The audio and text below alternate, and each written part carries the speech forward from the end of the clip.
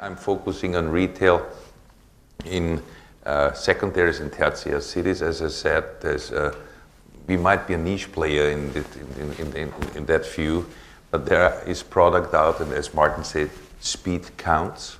Also, we are buying sometimes, if it has to be quick equity, knowing when we are buying that we are leveraging the next day. And we have a very long relationship with Helaba.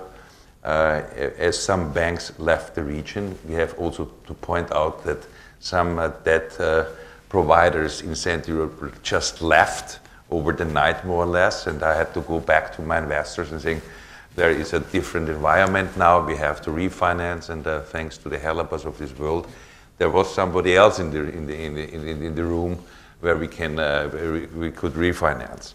Answering your click and pick thing, this is the major issue where we are working since 2 years on a European and global level, because we are fully aware that the frame and the tenant mix of our shopping centers have to change on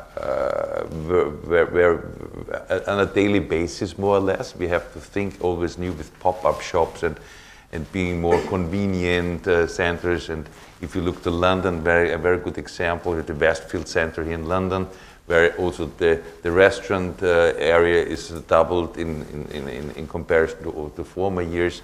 Is this feeling home atmosphere where people work in the mall, not traveling to the office. So many components in. And honestly, it's the most hidden information by retailers how they run their shops in the next 2 years, because they're working on their concepts.